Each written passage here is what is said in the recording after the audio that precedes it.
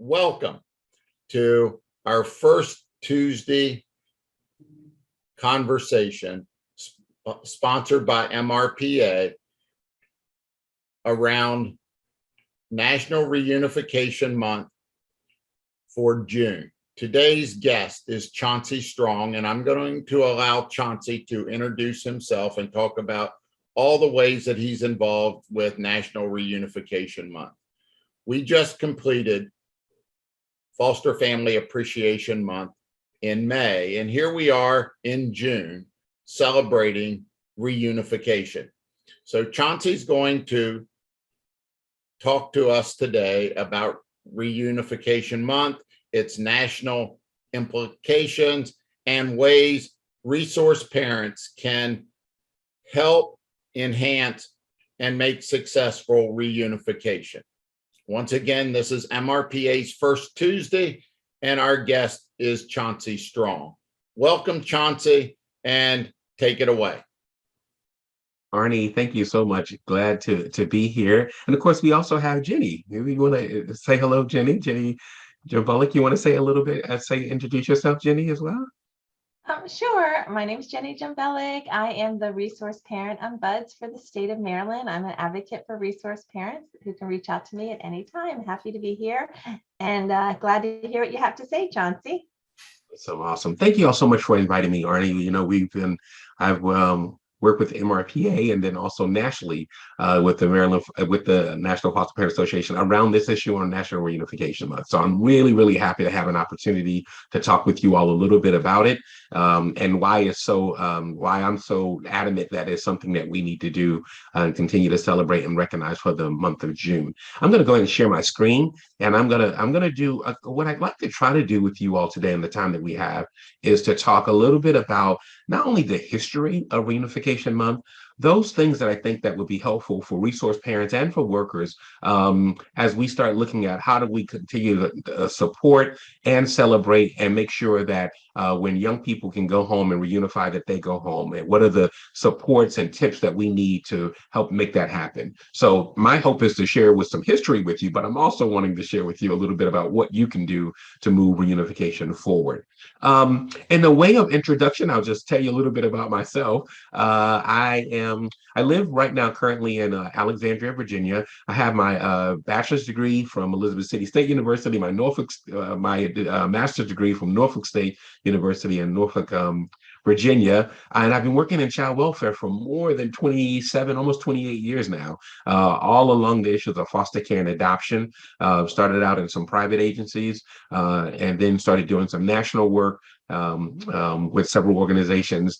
For about 8 years, I worked with Fairfax County Department of Family Services in Fairfax, Virginia, as a supervisor in their foster care and adoption program, specifically working on permanency and life skills for our older youth. And then about 5 years ago, I started my own little thing here, training Chauncey Strong Training, Training and Consulting, where I do training and consulting and speaking really across the country. And I've had the fortunate pleasure of really training really across the country on a number of different subjects. So that's a little bit about my professional experience. On a personal level, if this was a longer opportunity to talk, I'd share a lot of personal information with you as well and talk a little bit about my passion. But a short version of the story is to tell you that my own, personal experience or lived experience with foster care, coming into the foster care system at a very young age, and with my brothers, we're triplets, and we were adopted out of the foster care system by the time we were like 5 or 6 years old. We were adopted. But my mother shared the story with me about my family and how I was in the foster care system, and not knowing a whole lot about my birth family. I grew up really not wanting to know anything about my birth family, not feeling like I needed to be connected or even wanted to be connected. And then several key things happened in my life that made me realize that it's important to know where you come from.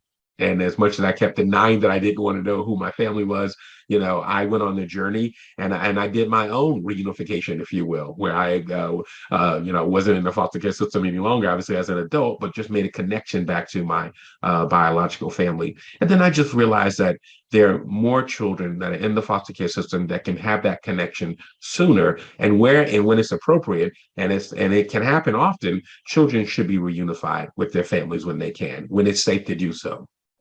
And so that's what we're going to be talking a little bit about today. Reunification, again, a little bit about the history of reunification and kind of why it started and why we move forward with it.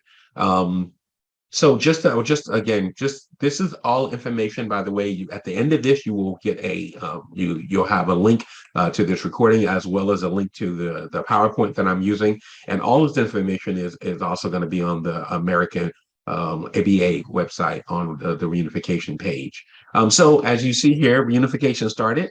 And it's a way to really recognize those people across the country, whether it's the families, the judges, CASA, the social worker, all those people who help families stay together. And that's really what it's about. These families coming back together that now are for different reasons, the children were removed, but now they've been able to come back together. And so while it's the work of reunification, it's really celebrating the fact that young people are going home.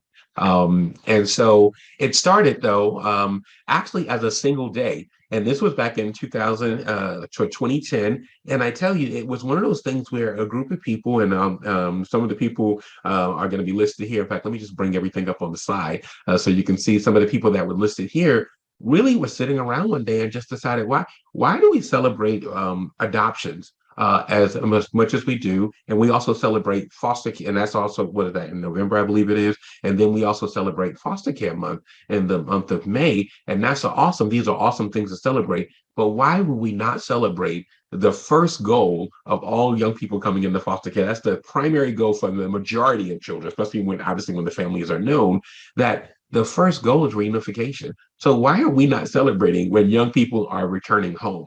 And so you see the list of people here, including the ABA, Casey Family Program, several judges and some judges organizations that came together. Rise Magazine, Rise out of New York, came together and decided we're going to at least have a day. We're going to have a day of celebration. And they made it for the month of June around the Father's Day weekend with the intention to make sure we include fathers and father engagement. And so it was a single day in 2010 on the 19th, and they decided that would be Reunification Day. And that's what they started doing. They sent out information, try to get people involved with it and try to say, hey, this is going to be our National Reunification Day. And then as time went on, a couple of years later, they decided, you know what, why do we just want to have a day? Why don't we just have the whole month? And they literally sort of just kept pushing this idea that June should be recognized as Reunification Month. And thus it was born. And it literally just started taking off where people decided, yeah, why not celebrate reunification?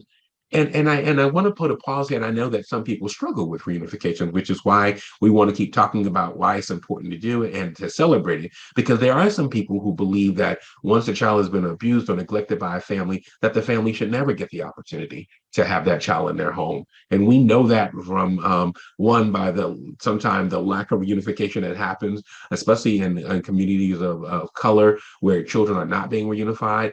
So we know that people are struggling with that. But we also know that from the data, by the way, that shows us that young people, that when they go home and they can reunify, they actually do better than young people who age out of the foster care system. And so I'll talk a little bit more about that. I mean, that young people, when they go home, they actually are doing better than when they're staying in foster care for a long time and leaving without families. And so they decided that, hey, let's make it a whole month. Let's make sure that we celebrate this, not just one day, but for the month of June. And so what they started doing, they looked at some of what are the guiding principles for Reunification Month. One day, the guiding principle is that the preferred care for children, if they can be returned home safely, should be in their own homes. And in their own home with a level of support. They knew that they felt like that was the best permanency option for young people, and that thousands of young people were reunifying all the time. Like, this is not something brand new. It is the very first goal, and especially for our younger children, they have the opportunity to reunify. I actually want to keep focusing on the thought of, even children who are a little bit older can also reunify as well.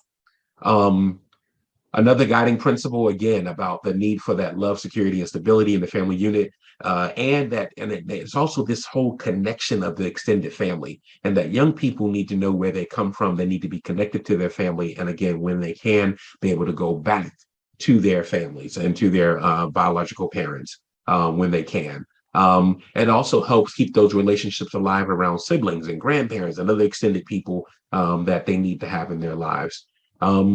Also, then the last guiding principle was that they wanted to make sure that they were taking some time and effort to celebrate that work because it is difficult work. We know that sometimes when young people leave they're out of the home, they don't go back for a number of different reasons. The families maybe haven't done what the department is thinking they need to do, and they haven't, and so they're not able to go back.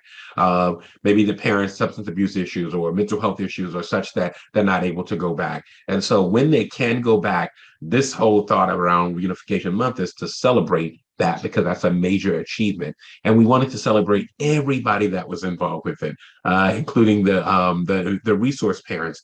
I was talking to Arnie and Jenny before you all got on, before we started this recording here. And this is, we're now almost at the middle of June. And I think this is my 5th or 6th Reunification Month event.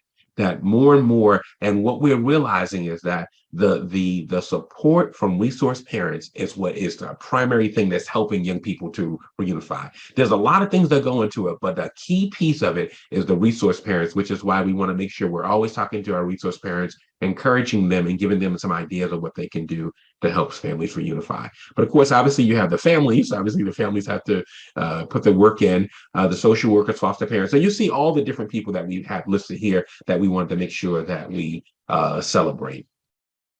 The biggest part about this is once they actually started with the Reunification Month was that it had to have a home, right? It had to have a place to live. And I will say, I'm just so pleased that the American Bar Association really picked up the mantle, if you will. And that's their website there, and you'll have that listed as well. And really started having a place for reunification. So they created a web page for Reunification Month, and have been doing it ever since.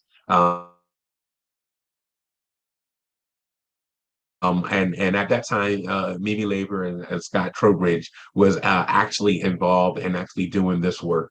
And I tell you, I mentioned them specifically by name, and then also Chauncey Bullock, because again, I always want to remember the people who helped get things going and move it off the ground. And then the Mimi Labor actually is going to be leaving and moving to another organization up in Philadelphia or Pennsylvania. And so we gave her a nice tribute as she was leaving. We had a couple of webinars and sent her off just as one of the founders and one of the giants, if you will, as we relates to Reunification Month. And then the website. So you see behind me, this is a screenshot of the National Reunification Month logo, and you'll get a better view if you're able to go online and see that. And so these are the people who I got involved with when I first got involved with it. I knew about it a little bit earlier, like I think I learned really in 2014 or something about it, but then just started knocking on the door saying, I'd love to help you all promote this. And so I got involved with it at that point. The thing I will say in terms of my level of involvement, I'll just say a little bit now, and I'll say more when we get to some of the tips, is that as much as I was adopted out of the foster care system, and that's a great thing. And so somebody said to me, why do you support reunification so much? You were actually adopted.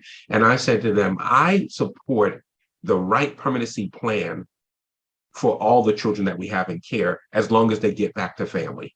In some way that they get to a stable family. And if it's adoption and that's what's supposed to happen, that's what I want to celebrate. And I'm a strong and fierce advocate for that. If it's with the relatives and with the kinship care, I'm a fierce advocate for that as well. And equally, I need to be a fierce advocate for children returning home, because it is the very first goal.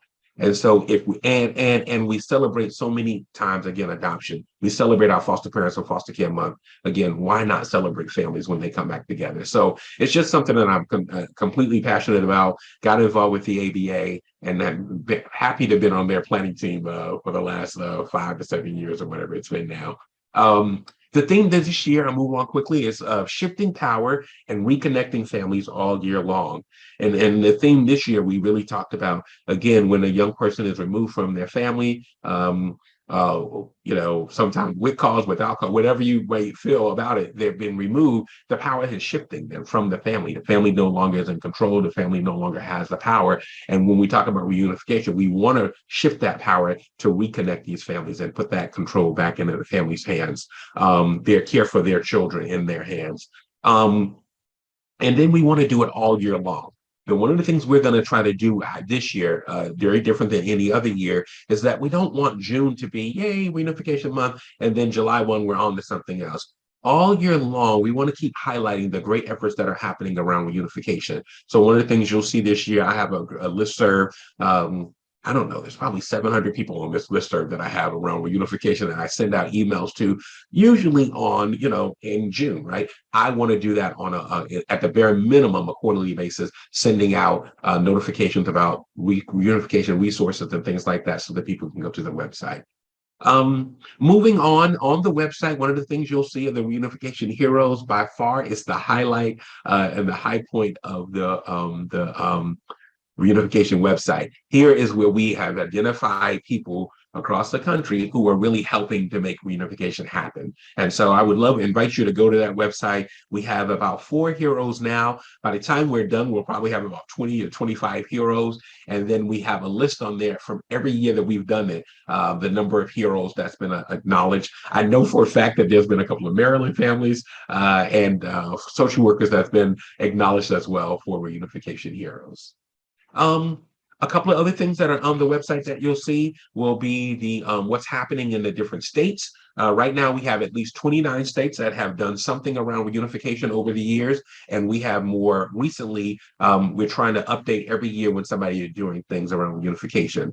What I love about Reunification Month is that the celebrations that we can do, similar to, again, to adoption and the foster care month, people have done everything from picnics to honor families to actual events where they're celebrating their families, giving them certificates and gifts and just acknowledgments. And then by far the best part of all those things is when the families get up themselves and they talk a little bit about their experience. And almost to a person, it goes something along the lines of, I didn't think I would ever get my child back.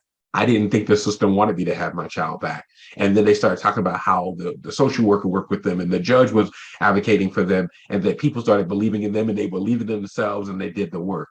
But almost always their first thought is that the system is not going to give my child back to me and I'll never get them back. And now we can celebrate at the end of this. Yes, not only did the system want to give your children back or your child back, now we celebrate that fact. So they have different events, webinars, like we talked about earlier. And the biggest one, and I'm so excited about this, are the proclamations. Just like we do in foster care proclamation and an adoption month proclamation, there have been statewide reunification proclamations as well. Like I know Virginia, where I live, we actually have done proclamation, I don't know, last 3 or 4 years.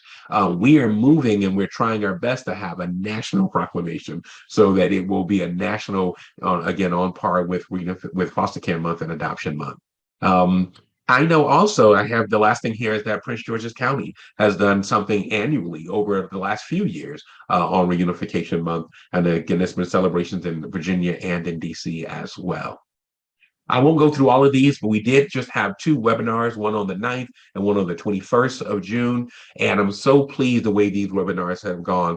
Highly attended. I think the first one had about 350 people. The other one had about 250 people, and just really well attended. And all those, that information is on the website to include the different resources. Okay. So I won't spend much time there, but Georgia and Oregon did the first one. And again, on each one of these, by the way, families with the lived experience with the kind of the stars of the show, right? Having a chance to talk to us about their personal experience and why reunification worked. I will say just a little more insight for you all. Georgia and Oregon, to our knowledge, are the only people in the country that actually have their title is called Reunification Manager or Reunification Director. Most places reunification comes under foster care as one of the permanency options, but also people have things like the adoption director or adoption manager, and these folks have the title of actually a reunification manager. And so when we got them together, they started brainstorming and talking and just wanted to have this webinar. And what they really wanted to talk about is making sure that reunifications last. Not just that children come together, but we don't want them to come back into the system, that beyond this point, they're going to last. What are the supports that's needed? And then the last one we just did last week, which was awesome, talked about with RISE out of New York City as an advocacy organization. And they talked about their core program. And that program is how do you support families who are where children have been removed, and now how do you support them around returning, so they can return home, and then even being an advocate after that child has returned home. So everybody on the presentation will have lived experience with having their children removed and now supporting reunifications. So those things are on the website. Hopefully that's materials that you can use. The last thing I want to do now, and then I'll see if we have a little time for some questions. I just want to talk a little bit about, what you all can do as resource parents to support reunification. There's a couple of really great resources. One that, again, all this is going to be shared on the link. So all you got to do is click on it and you'll be able to see this, but really equipping parents to actively support reunification. And there's just a couple of things. This is a great article, and I just want to highlight a couple of things that talks about some tips that we can do in terms of how we as social workers and how we as staff can help support you all as resource parents, as you all are helping families to reunify, how you can do that, but then also some specific things that you can do, some things that I know are for a fact are being implemented in Maryland, so that you all can also help have the tools that you need, if you will, to help support reunification. So I just want to talk through this just a little bit. And then Arnie, when I'm finished here, I'll get a chance to see if we want to just have more of a dialogue and ask any questions that you all may have about the presentation. So again, let's talk a little bit about how we as professionals can help you all with this. Now, by the way, the tips probably, I don't know, probably 10, 12 tips. I'm not going to go through all of them, but some of the ones that jumped out for me, one of the things that's really, really vital is that we are clear in our messaging when we are looking at recruiting our foster parents. And I think one of the things that has come a long way, and it's very different than when I first started with foster care. When I first started with foster care, we're talking about in the early, let's say mid 90s, right? And in that day and time, we did not allow or even want foster parents to interact with birth parents. I mean, and we had truly set up a dynamic, and I don't think intentionally, but we had set up a dynamic of us against them. Terrible, horrible, mean birth parents who abuse their children and should have no right to have their children, very little limitation in terms of visits, and definitely not have anything to do with our foster parents, who are the professionals who we're trained and who we've called our heroes, because they, in some ways, I think without us saying this, we were saying they're saving them from these bad birth parents. And we would go through, I just remember times when I was in, again, this is, I was doing what I was told, like this is what I was told. I had to be, because I was one of the few men in the agency, a young man at that point. And they said, Chauncey, we need you to make sure that you secure the doors. We want to make sure that when the birth parent comes in to drop off the child, they come in this door and they go out this door, so they never meet the foster parent that's going to come in behind them. I mean, it was just, and I thought to myself, initially I was like, yeah, that's right. We got to think of safety. And that's where we were going with it. Oh, it's not safe to do this. And what we started to find out over time, believe it or not, we started finding out that foster parents were sometimes waiting out in the parking lot because they thought it was important that they meet the birth parent of that child. They'd had the child at home for a period of time, and maybe the child kept talking about their parent and, being upset about it. And they were making these efforts on their own. Sometimes they were not very good because the foster birth parent wasn't accepting of that. And other times it was working beautifully. And what we discovered is that families realized that families need to know each other, need to connect with each other. And so they started doing this work on their own. And then we started, as an agency, started looking at how do we make sure that, we started changing our mindset around recruitment, and that a recruitment of our foster parent is that our goal cannot be long-term foster care for our children. And Jenny and Arnie, as I talk about this, I just again remember so vividly. We used to celebrate when I started out in foster care, when young people were in our programs 6, 7 years, 10, 12 years, 15, 16 years. We would say with pride, we've had Johnny and Mrs. Johnson home for the last 10 years. And with pride, we would say that, not realizing that we're keeping the child in foster care and not looking for a permanent situation like reunification or adoption or kinship or anything like that. And again, over time, the studies have just shown more and more that the longer children in foster care and aging out of foster care, their outcomes are not very good. Not the majority, but enough of them where it's concerning. And so we started then getting behind this issue of making sure we're recruiting for families that we're not looking for long-term foster care anymore. It's a temporary situation.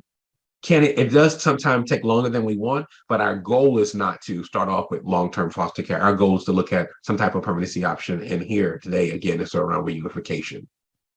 One of the other tips they said is only 4 of them. The only other tip they talked about was that making sure that you support foster parents who are actively experiencing reunification. It's one of the hardest things that we ask our foster parents to do. And this is why it's met with such resistance sometimes, I believe. We ask foster parents, take these children into your home, love them like they're your own child, and then let them go. And sometimes, and the foster parents might let them go to possibly maybe an unsafe situation. Let them go back to maybe where there was abuse or neglect in the first place. Why in the world would I do that? And so we have to keep making sure that we educate and continue to educate people around the importance of families and families getting intervention and the supportive services that they need. And the belief, and this is social work 101 in my book, social work 101 in child welfare, is that families and people can change. If we don't believe that people can change and that families can change, youth can change, I suggest that we no longer be a social worker if we are doing social work and we don't believe in change. That's the number one, the number one tenet of fostering social work is that people can change. And when you give them the support that they need, and there's a decision that they make up in their mind to do it, that people can and will and do change. And so a situation that was terrible 3-4 months ago now is better because the family is changing. The family's getting the services that they need. And so one of the things that we talk about to actively support that is understanding that families can change. And they can change with the right level of support. And one of those supports is what's happening at the foster home and the encouragement that's happening with the foster parent and the support that's happening with the foster parent that the agency is giving. And so they talk in some depth around making sure you have peer support because it can be difficult to allow the child to go back home. But when it's done well, I'll say this and I'll go to the next tip. When it's done well, we've seen where reunification doesn't have to mean the end of the relationship with the child. In fact, it almost becomes like an extended family for the child. You become an extended family member now for that child, where we've seen families once a child goes back home, they're still having dinners together, they're providing respite sometime on their own without the department, and it's a natural way of having that family connection. So again, so actively supporting that through these focus groups. Then the other one is, again, providing clear guidance and support to birth family contact and visits. This is one of those things where when we were not doing this work well, this is where it would break down with the visitation. It would break down with visitation. It would break down because there's not clear guidance about what visitation should look like. It would break down because we've set up us against them. And we would literally have foster parents almost just taking notes, can't wait to tell the worker about all the negative things that the birth parent is doing. And now the birth parent had some issues. They have some parenting challenges, and that's the thing that they're working on. But they, in some ways, were sort of building a case. And I know this is a little strong, but I'm just going to be being direct with you. They were building a case on why the child should not go back home. And we realized that we're not doing something well. We're not supporting, we're not giving clear guidance and making sure folks understand that our first priority, if we can, is for that child to go home and for there to be a working relationship with the families, which I'll talk about in just a few minutes. So making sure that you have support around contact and visitation, making sure that it's clear, making sure that you're comfortable with it, but not resisting it. That no, this can't happen. Because again, in that level, you're not remembering the primary goal of foster care. The first goal is to make sure that the child is returned home. Everything else is secondary, and we have concurrent planning. But the first goal is to try to work on reunification. And then last but not least, ensuring training includes foster parents that they need the training that they need to support reunification. So they talk a lot about, even in your training and pre-service and in-service training, I'm not sure if that's what you all call it in Maryland, but I believe it is, that you actually have a birth parent as part of a panel, part of doing the training with you, so that and a foster parent. So you see people working together that's had an experience of working together, and that can be a part of your training. On that note, let me move along. That was a little bit about what we can do to support you all as resource. Again, the document I'm going to share with you all full of more tips than this, but I just wanted to highlight these few things here that might help you all as you're thinking about, as we're thinking about trying to support you. And then I want to talk specifically about what you can do around as a resource parent. And part of this is some work that we've done in Maryland over the last few years. And some of this language might sound familiar to you, is some best practices around families working together. Just want to share those with you sort of quickly. And the first one is this is a process that we've used in Virginia. We call it bridging the gap. And that bridging the gap is really about forming a relationship, building and maintaining a relationship and communication between that birth parent and that foster family or that resource family that's working with the child with the goal of either supporting reunification or some other permanency plan. So whatever the plan is, those families are working together. Again, changing the mindset from us against them. They're the enemy. They're the people that we need to hate or not like, to working together, because ultimately we want our children to go back home if they can. Here's a fun fact for you. And if you didn't know this, here's something for you. Even when young people stay in foster care for a long time and they age out of foster care, there was a study back in the early 2000s that showed 86% of them, you know where they ultimately still went? They ultimately still went back home. And I remember as a young social worker, and I would jokingly say this, but I remember as a social worker when I would see Johnny, who we've had in care now 7 years, and he went right back to his mom. All that hard work we did to keep you away from your mom, and you went right back. And not realizing that that was probably going to happen. So why not try to support that where we can, give the family the resources that they need, give Johnny the skills that he needs to be interact with his family in a different way and do protective factors and all those wonderful things, because most of the children are going back anyway. And if we can do things that support that and help them while they're still in our care, the child is going to be better off. So bridging the gap is the process of helping families work together and have that goal of reunification. Another best practice, and it's an emerging practice, I think it's called now, is that this whole piece around comfort calls. Some of you all may have heard of comfort calls. Again, this is a tricky one too, right? This is the first facilitated call. First thing there is that it's facilitated. You're not asked to do this on your own. A call with the social worker between the child's parent and the resource parent. And it's immediately following that separation.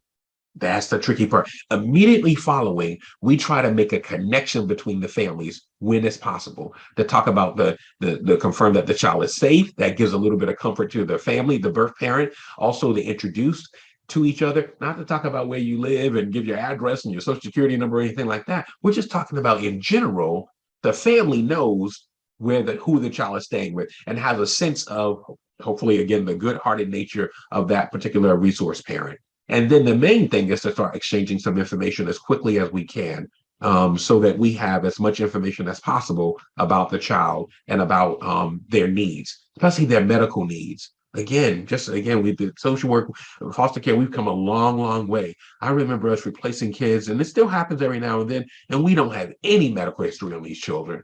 We don't know if they're allergic to anything. We don't know what kind of medication they're on, because again, we were not talking to the birth parents at all.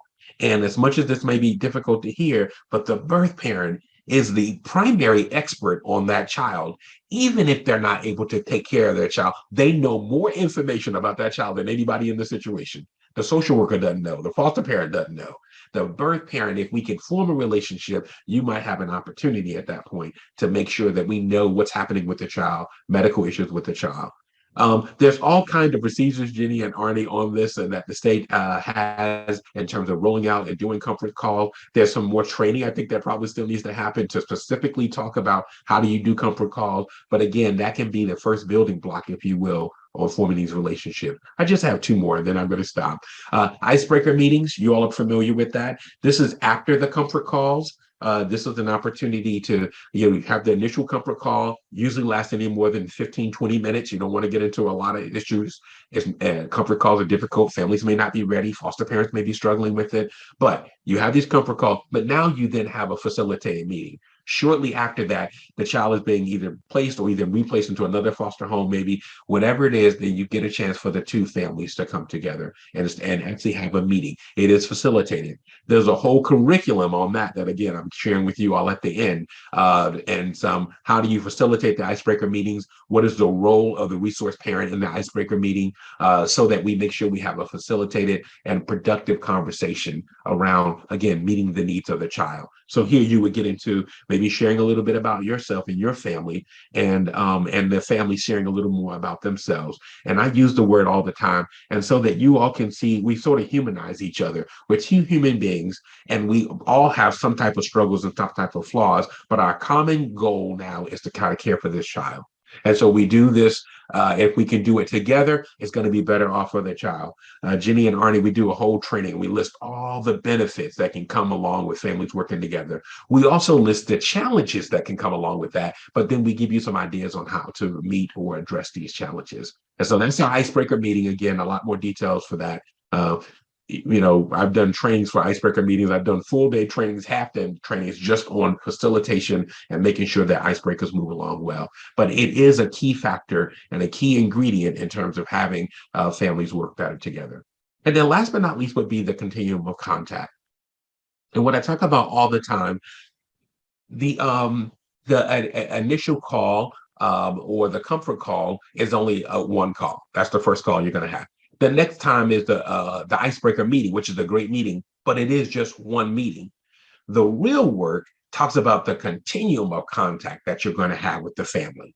And so what we talked about, and again, I get a lot of kudos to Denise Goodman, who really helped develop this this concept of bridging the gap and families working together, is that there's a continuum of contact that you can have with families. In the handouts later on, you'll see there's a nice little bridge that comes with this, but I'll just share it with you the way we have it here, is that, you start out, let's say, on the left side of the bridge, trying to work your way across to the family and sort of bridging that gap so that you're coming together. And you start off with just some minimal support. There are some families, and there's some families, some foster families or resource families, as well as birth families, that, this contact is going to be difficult. But you can always start out without even having any kind of physical contact with the child. It's just sometimes about the way you're thinking about the child, the way you're thinking about the family, sharing information about the child without even having to physically talk to the family, whether that's through a picture or through a letter, or something that maybe the child writes a story to or a letter to their birth parent. Somewhere here where you're providing just a little bit of support with very little contact. But then if you move along the bridge, there becomes a relationship that's formed. You start developing a little bit more trust. The social worker's helping with you all, and then you can have more supportive contact. And again, some of that still, if you look at what we're saying here, and I really want to drill this in because I didn't mention it before, and I don't want to forget this piece of it. Part of it is, as a resource parent, what is your mindset and your belief around families being able to work together and children being able to go back home? So a lot of it does lean into what is your attitude and your view about the children and the families. I do a whole presentation called What Do You Believe?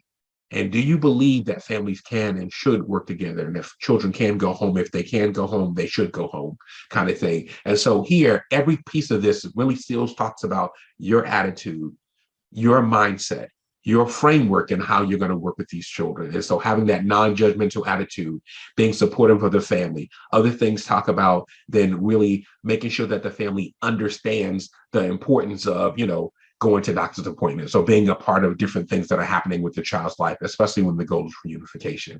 Again, a whole lot more on all of that we can talk about. Then there's a teaching aspect of it, of the bridge. So we're moving along the bridge. There's a teaching aspect of it, a mentoring aspect of it as well. And I think for me, this is a sweet spot, I believe, for resource parents. I believe as a resource parent, one of the things that you have found, and you all can, I'd love to hear comments on this later in our conversation, is that some of these children, or some of these children are in families where the family themselves or the birth parents themselves are still almost children. They're 19, 20, 23, 24 years old, barely never had a lot of parenting possibly themselves, and now they're a parent. And so a lot of times just basic parenting is needed for the parent. And so this is an opportunity, if the family is open to it, the social worker is open to it, you all talk about, this could be a mentoring piece for me. And I think that for family, this is a great opportunity for you to showcase your skills, your support. Not only are you helping the child, you're also helping the parent, because sometimes they need the support as well if they're going to have any chance of being successful with taking care of their child. Again, a lot of details will go into what does that mean, that mentoring contact. They do talk a lot about, again, going to appointments with the family, or the family coming to appointments with you all, so they can understand what it's like to go to a doctor's appointment, and what does it mean to give information to the doctor, to go to a school appointment, to have an appropriate conversation with the school about maybe the child's behavior. So this mentoring and teaching piece is an important part. And then last but not least would be the participation. That's where the families are. If you look at this bridge here at the bottom here, they're all the way on the other side. The families have come together, and this is real. This is another just a wonderful place to be in. Jenny, I remember some of the stories that we've shared where we've seen families that they truly become an extended family. Like, it's not just now a foster parent and a birth parent. No, this is just an extended family where they're attending classes with the family. The families are welcome into each other's home. If the child, when the child does leave, there's almost like a ceremony or activities around their leaving, but it's not a goodbye. This is, hey, now you're just going to live with your mom, and I'm going to still be a part of your life, still be there, so to be supportive. So this is a really sweet spot. It doesn't happen as often as I'd love to see it happen, but when it happens, it is absolutely beautiful. It's some of the best work that we do, I think, in child welfare. And what I love about it, I'm old enough that I've been doing this long enough that I still keep in contact. There's at least 2 families I still keep in contact. And after all these years, these kids are good and grown, as my mom would say, and there's still a relationship between these families because they saw them as their extended family. And so when this does happen, again, it just gives me a lot of joy and a lot of hope to see that reunifications can happen, families can work together, and these continuum of contacts is just another way that we can help support these families working together. All right, that's it. That's all I got right there. I'm going to go ahead and stop. I'm going to share with you that in this, we're going to give you a bunch of resources that you can have so that you can maybe share these, look at these, in your spare time. It'd be great to look at some of these resources, including the American Bar Association. You have all the things I talked about with the tips, some of the resources I just shared.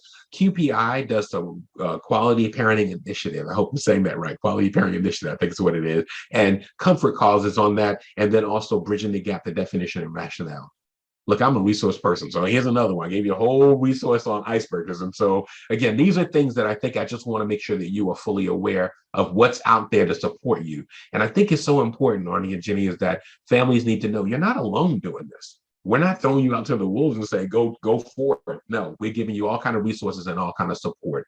And so, and then I just want to thank you before we open it up for questions and other comments. I just want to thank you all, one, for spending the time to listen to this webinar. And that means that in some way you are either supporting reunification or you want to know more about it so that you can support it. So for all you all are doing to just help families come back together, stay together, and celebrate that, I just really want to say thank you. So Arnie, on that note, I'm going to stop talking. I'd love where we are. We got maybe a little more time if you have any questions or additional comments or thoughts that you wanted to talk through as we come to the end here. And I can stop sharing if you'd like, if that would be helpful. Yeah, well, thanks a lot, Chauncey, for all your information and your resources. That will be very helpful for our families in Maryland. In Maryland, we do have guidance around comfort calls, icebreakers, and a continuum of contact. So these are very important to emphasize and to learn about and how to do it. So I appreciate your emphasis on what is considered practice here in Maryland. So is there anything you want to add, Jenny? And then we'll give Chauncey the opportunity for a last word. Sure, absolutely. Chauncey, I appreciate so many things that you said today, and especially regarding consistent messaging on reunification, primary focus when children enter care. I appreciate the data that you shared regarding children, what we've learned over time about, wanting the belongingness of their family. One of the things that I think is important, and maybe you can just touch on this a little bit, is when we ask I guess, parents or resource parents to buy into Yes. the reunification process. And I didn't realize that you did a training on what do you believe that really gets to the core of Right. their intention for fostering, right? Yes. So I'd like for you to speak about a little bit about that. But then is there anything that you can share about with resource parents who come into the process? They get a mixed message that possibly these children may stay with them. A Yes. relative turns up, we're doing reunification. How do we help the resource parent through that process to accept the reunification, celebrate the reunification, because that's what we Mhm. know research is showing, Yeah. but then deal with the loss within their personal Yes. family? Can you Yeah. touch on that? Yeah, just I'll say a little bit about that because I think that's where the heart of the work is, right? That's the hard part of the work. I want to go back to we have to be consistent though in our messaging. We have to be clear. And unfortunately, it's not just Maryland. It happens across the country. And depending on what agency you're in, the message is different than maybe in another agency. Sometimes it's what unit you're in and when you come in that message is different from supervisor. Consistency in messaging is going to be the first step right there. And what we want to talk about is again, we talk about, and I believe you all have this as well. There's a plan, but then there's a concurrent plan, right? So we talk about how do we work two plans at the same time, but keeping the primary focus on reunification when that's going to be appropriate. What we also then need to go back, and I go back to part of your first question, Jenny, and I'll get to the last part of it, is that we also just need to make sure that, for lack of a better word, we're really assessing the true intent for families when they want to foster. And that we need to make sure they understand what we used to tell people all the time. Fairfax County, we're not an adoption agency. We're a permanency agency, and we provide foster care service with our first goal being reunification. And then there are times when adoption happens, right? So that's a different message than, hey, come help us and get some of these kids adopted out of the foster care system. Now, there are some adoption agencies and they're private and you should totally, if that's what you truly want to do, that's a very different animal.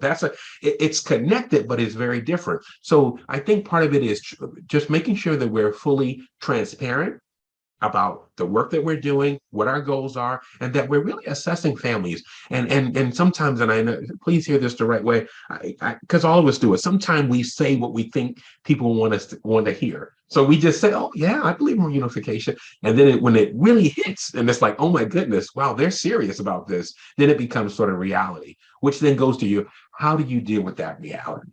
How do you deal with that reality? Start with consistent messaging. Start with making sure you're assessing your families well.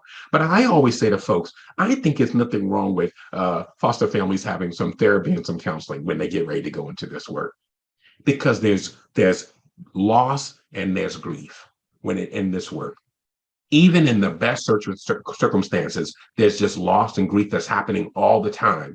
And a lot of times what happens, Jenny, is I think people focus on that for the children, the loss and grief that's happening for the children, but it's happening for you as a parent as well. You have poured your heart into this young person, and now all of a sudden they're going back.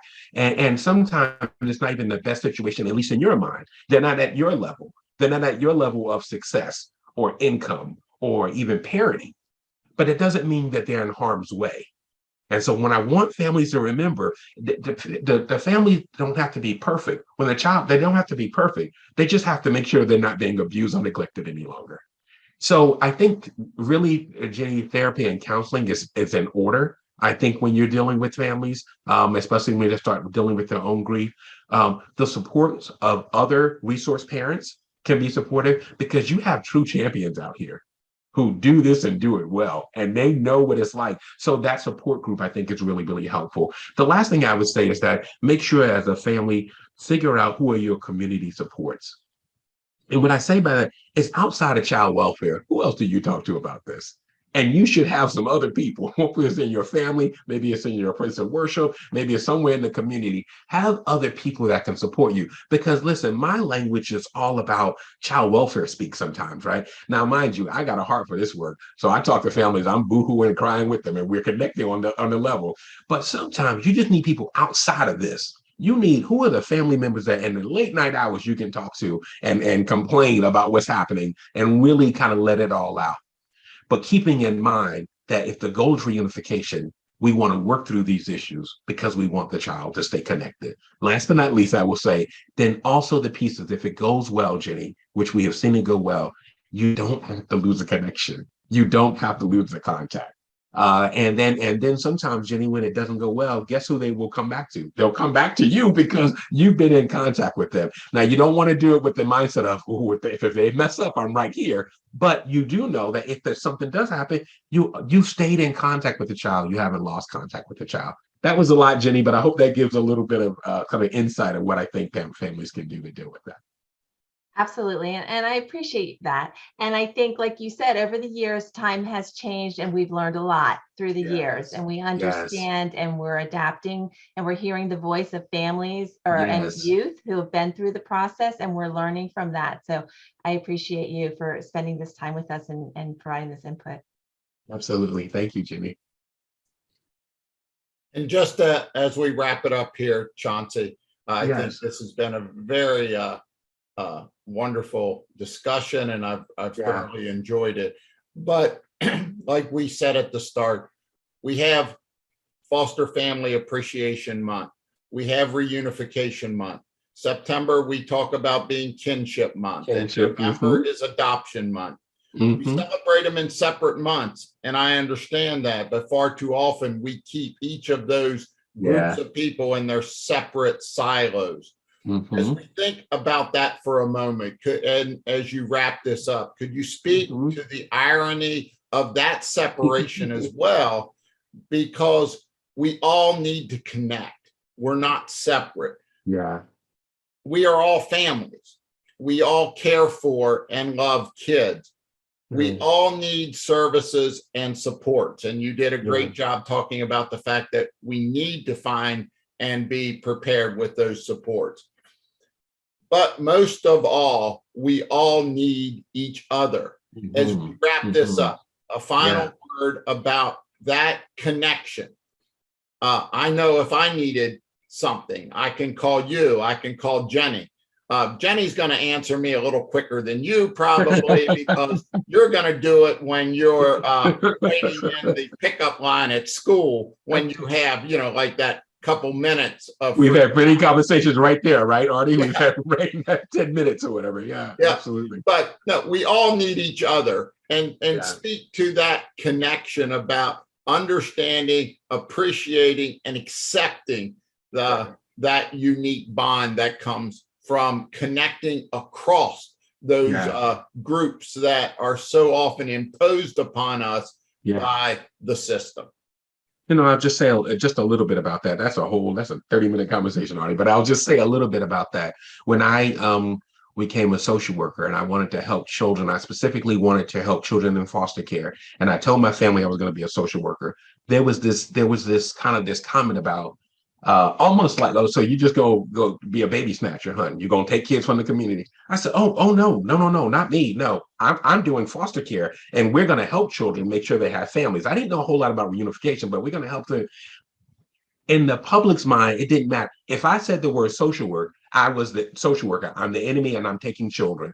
Families and children don't make a distinction about child welfare. And in some ways, we are the bad guys, and that's how we are. So when we have ourselves finding ourselves infighting, right, and for lack of a better word, or doing a lot of separating and a lot of silos, the family's not looking at any of that. They all see us all the same, good or bad, all in the same pot as far as child welfare is concerned. But in some ways, that's how it should be. There's a connection that we have around the work that we're doing. And the connection, I think, that families need to see that we're connected doing it.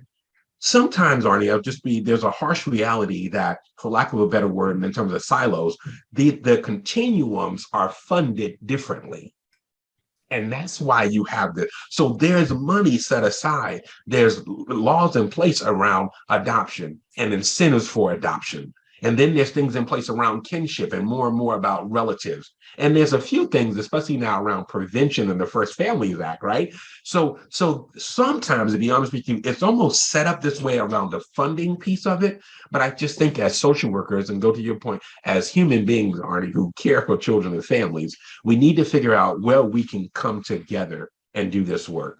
knowing that they're different goals. So sometimes the goals will dictate sort of which, if you will, silo you will go to. That doesn't mean that we have to work in that silo alone, or that we can't somehow come together and figure out how the work continues to connect. So there's a connection that happens. There's no one easy answer, but Arnie, right away is the mindset. If you start with the mindset that we need to work better together, that we're all in this together, we all need each other to be successful, you're starting off on the best foot possible, and then you can move forward versus us against them, my month versus your month. And it's not about versus, it's all the months working together, supporting their children and families. Arnie, that's as much as I can give you right now. That's what comes to mind for me when I think about what you just said. Well, maybe sometime we'll have to finish up and do that 30-minute conversation. But I really think what you were saying, Chauncey, is the fact that we all need each other, but most of all, we need to be the change we want to see. Yes. Great point. We want to see connections. Yes. Start by connecting and start connecting one person, one family, one child at a time. So thank you all very much for being part of this. Thanks to each person who's going to listen to it. And thanks to MRPA for hosting this and getting this incredible contact out to resource families all across the state of Maryland. So thank you all very, very much, and have a good day.